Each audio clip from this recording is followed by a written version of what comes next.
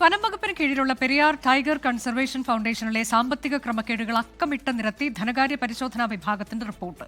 സർക്കാരിന്റെ അനുമതി ഇല്ലാതെയാണ് പാർക്ക് വെൽഫെയർ ഫണ്ടിലേക്ക് കോടികൾ മാറ്റുന്നത് എന്ന് കണ്ടെത്തി. പരിശോധനയും സാങ്കേതിക ഉപദേശവും ഇല്ലാതെയാണ് എസ്റ്റിമേറ്റ് തയ്യാറാക്കുന്നത് എന്നും റിപ്പോർട്ട് കുറ്റപ്പെടുത്തുന്നു. 2024 രൂപീകരിച്ച പാർക്ക് വെൽഫെയർ ഫണ്ട് വഴിയാണ് പെരിയാർ കടുവ സങ്കേതത്തിലെ വിനോദസഞ്ചാര ഉപാധികളിൽ നിന്ന് ലഭിക്കുന്ന കോടിക്കണക്കിന് രൂപ വകമാറ്റിയിരുന്നത്. പാർക്ക് വെൽഫെയർ ഫണ്ട് രൂപീകരിച്ചത് സർക്കാർ അനുമതി ഇല്ലാതെയാണ്. ഇതുവഴിയുള്ള തുക ഉപയോഗിച്ച് സാധനങ്ങൾ വാങ്ങുന്നതും ചെലവുകൾ നടത്തുന്നതും അനുവദനീയമല്ലെന്നും ഇക്കാര്യത്തിൽ നടപടി സ്വീകരിക്കണമെന്നും റിപ്പോർട്ടിലുണ്ട്. ശരിയായ പരിശോധനയില്ലാതെയും സാങ്കേതിക ഉപദേശം സ്വീകരിക്കാതെയും എസ്റ്റിമേറ്റുകൾ തയ്യാറാക്കുന്നതായി അന്വേഷണ സംഘം കണ്ടെത്തി. കൊട്ടേഷൻ നോട്ടീസുകൾ പ്രദർശിപ്പിക്കാത്തതും വിഭജിച്ച് വാങ്ങൽ നടത്തുന്നതും സ്റ്റോർ പർച്ചേസ് നിയമങ്ങളുടെ ലംഘനമാണെന്നും റിപ്പോർട്ടിലുണ്ട്. വനാതിർത്തിയിൽ സോളാർ വേലി സ്ഥാപിക്കുന്നത് പോലെയുള്ള പ്രവൃത്തികളിലും വിദഗ്ധ ഉപദേശം തേടാറില്ല.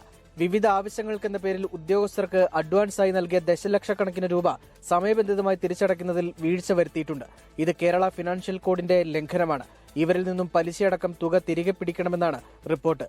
നടപടി സ്വീകരിക്കണമെന്നാവശ്യപ്പെട്ട് ധനമന്ത്രി റിപ്പോർട്ട് വനമന്ത്രിക്ക് കൈമാറിയിട്ടുണ്ട്. തിരിമറി നടക്കുന്നതായി കാണിച്ച് നോൺ ഗസ്റ്റഡ് എംപ്ലോയീസ് അസോസിയേഷനാണ് വനമന്ത്രിക്ക് പരാതി നൽകിയത്. 24 ഇടുക്കി. ലോകത്തെവിടെയായാലും ഏത് സമയത്തും 24 വാർത്തകളും ഓഗ്മെന്റഡ് റിയാലിറ്റി പാക്കേജുകളും എക്സ്പ്ലെയിനറുകളും വിശദമായി കാണാൻ ഞങ്ങളുടെ യൂട്യൂബ് ചാനൽ നിങ്ങൾക്ക് സബ്സ്ക്രൈബ് ചെയ്യാം.